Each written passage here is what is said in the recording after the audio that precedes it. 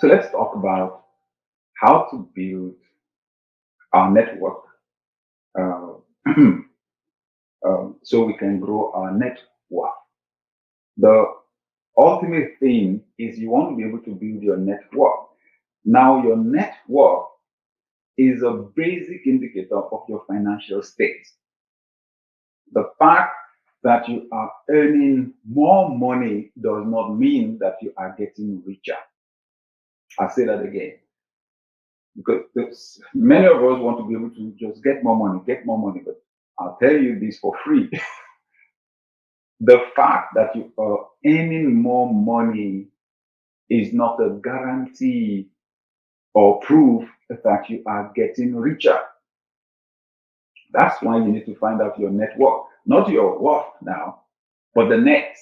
And you get the net after you subtract some things from the gross, right? Exactly. It is net because it is the value that is left after you deduct what you owe. That is your liabilities from what you own. And those are your assets. Okay? So when you buy, you acquire assets, right? So you want to know your net worth, your value in in figures, in clear data. Add up the value of everything you own. That's your net, that's your worth, your gross. But then if you're owing money on your home, owing money on your credit card, owing your money for whatever it is, deduct everything you owe from what you own. That's your net worth. Your net worth should be increasing, isn't it? Your net worth should be increasing with time. To build your net worth, acquiring assets has to be high on your priorities. Acquiring assets has to be high on your priorities. So, honestly, the fact that you're spending money does not mean that you're acquiring assets. I'm sure you agree with me on that. There are many things we spend money on that we can't hold.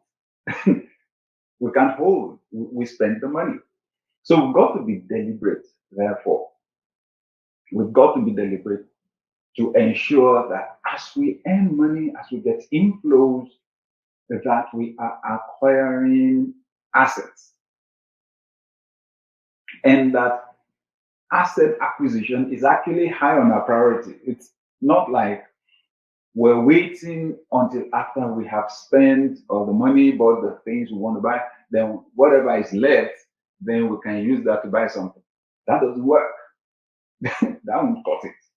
Acquiring assets is part of the discussion in rich families, but not in most poor families. Poor families focus more on liabilities, and we put a lot of money on depreciating assets. Why am I saying this? I'm saying this because most people are born into low income families. I'll say that again because it's the truth. Most people are born into low income earning families. So most people don't realize that being rich and being poor are just a function of our assets, that the major function, of our mindset, and that the major difference between the rich person and the poor person is just simply the way they think. At a fundamental level, the rich person believes that he or she is rich, and the poor person believes that he or she is rich.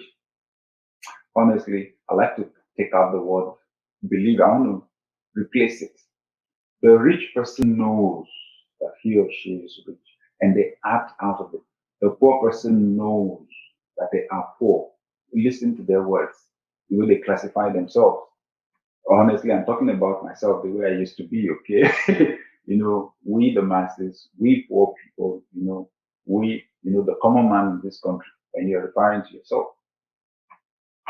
So I'm just saying that in the major discussions, the families that we evolve from, Poor people, rich people generally will be discussing about investment in this business, investment in that, and you don't need a special class. As a child, you actually pick up on those discussions. Okay, it's the houses that they own here, the business, what they want to buy, that they want to resell, and things like that.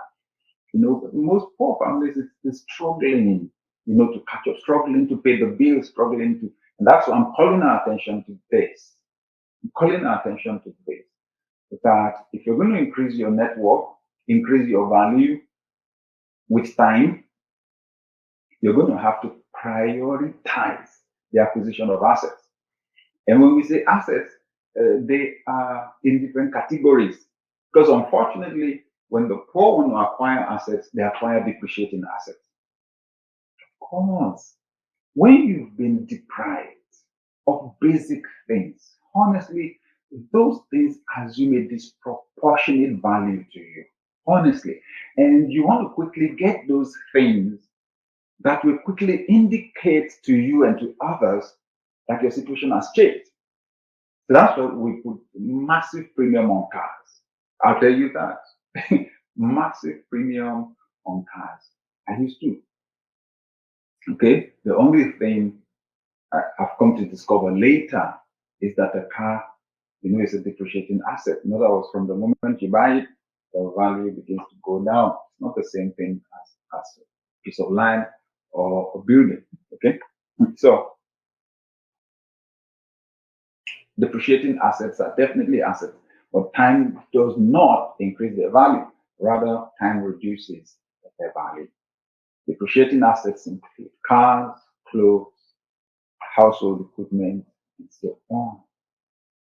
I'm not saying it's wrong to buy cars or clothes, the basic needs. I'm just simply saying at the point at which you have to make choices and you have to prioritize, more of the money needs to go to some places than to some other places, right?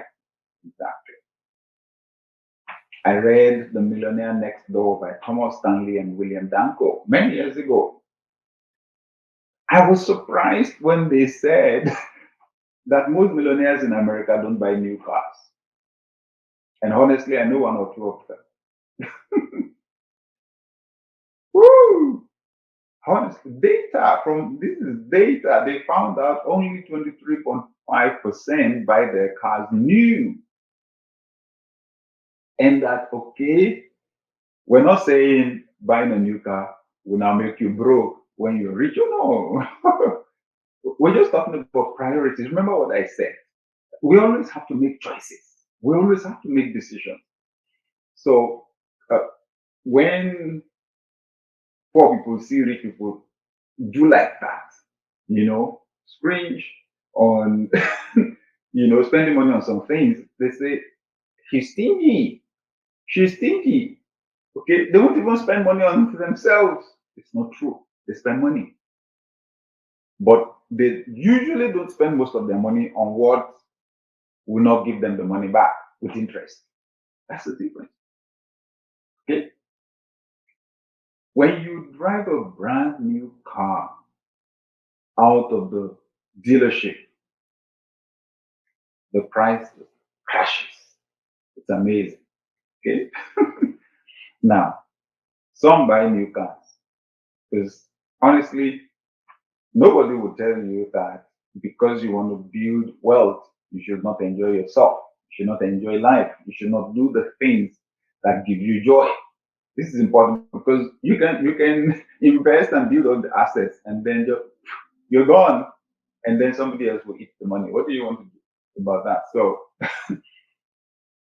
however, you just bear these things in mind. Just basic principles, bear them in mind. I happen to fall into the category of those that like to buy new cars.